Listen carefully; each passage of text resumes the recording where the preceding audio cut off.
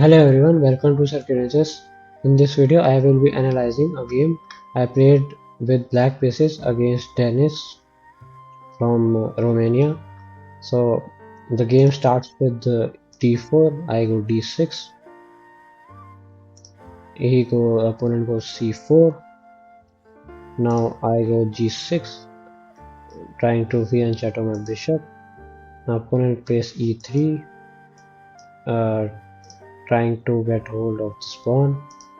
Now I develop my bishop to g7. Now opponent develops his knight on c3. Now I develop my knight on f6. Opponent develops his knight on f3. Now I castle. Opponent plays d5 to probably prevent me from playing e6 or e6 or c6. And now I go bishop to g4, pinning the knight to the queen. Now opponent plays e4, trying to take more space in the center. Now I try to take control of the center and break open the center by playing c6. Opponent plays s3 to attack my bishop. So I just take the knight. Opponent takes back. Now I take this pawn. Opponent takes back. Now I develop my knight to a6. I can't go here because of this pawn. Like this pawn is controlling c6. Now opponent takes my knight. I take back. Now opponent castles.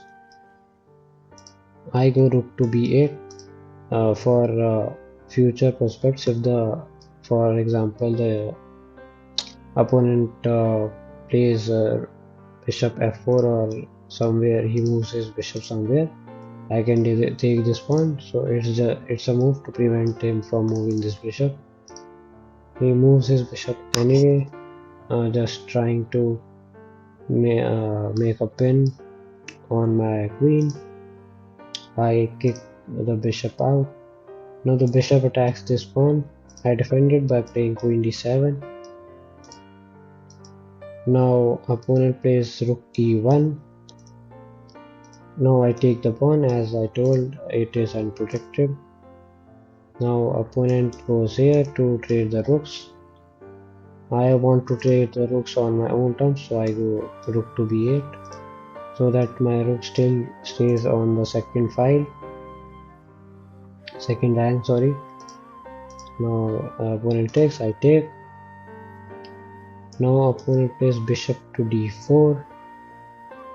I don't know what the point of it was. I guess it was if the opponent moves his knight, the bishop is threatening my rook. So I move my rook back. Now opponent goes a4. I go e5, taking space in the center. Now opponent and sounds, I take back. Now opponent goes rook to e1, trying to create some threats on my queen. I go rook to c7, trying to attack this knight somehow. If I move a knight, for example, here the bishops are traded, then I can take the knight. Now the knight is protected by bishop, but it will not be protected then. So the opponent plays knight to e2, just preventing this pawn from just not protecting this pawn now. So I can take this pawn, which I did. I take with my queen. Now the important thing is here is the opponent can't take my knight, thinking that I will take with my bishop and then the queen will take the bishop and he's a piece up. If the opponent takes my knight, I have this in between move to take the queen and then take the bishop, so it will be equal material. So instead opponent takes here, which is also a best move. Now I take back, opponent takes my bishop, I take. Now opponent goes here trying to do a discount attack on my knight. I protect my knight as well as attack this a4 pawn. Now opponent goes knight to f3. I take this pawn. Now opponent goes knight to d2. I start pushing this pawn to promotion. Opponent goes here trying to prevent me from going d4.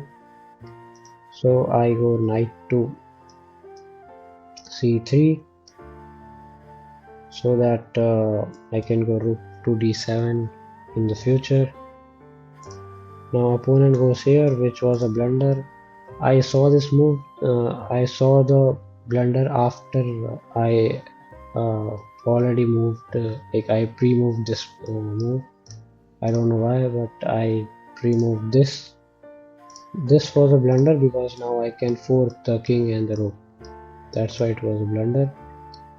I saw that just instantly after playing this move, which was a blunder because I missed the fork. My opponent takes. Now I go a5 trying to push this pawn. Now the opponent brings the king closer. I push. Now opponent threatens my knight because two pieces are attacking and only my rook is protecting. So if I move my knight to somewhere, for example here or here to protect, then the opponent can take my rook. So I have to protect my rook as well. So I go knight to b5 also to try to stay close to this pawn. I can go here also, but then I will be far away from the pawn, this pawn. So I go here. Opponent threatens my pawn. I push this pawn. Now my knight is protecting this pawn. Opponent goes here. I go rook to c2 to go here. Opponent goes here. I just push the pawn. Now opponent threatens my pawn with two pieces and only one is protecting, so I go knight to c3 to protect my pawn. Now opponent goes knight to b3, which is a mistake. Now I can go rook to b2, threatening to take this knight. If the opponent, for example, try to save the knight, then I can go rook to b1 check. The opponent has to take with the rook. Then I can take with the pawn and promote as well. Then opponent will take with his knight. Then I will take with my knight. So I will be up a piece. I will have a knight. So opponent plays rook to e1, trying to prevent this check. I take the knight instead.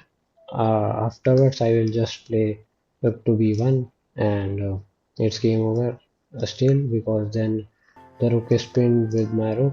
If the rook takes, I can take and promote.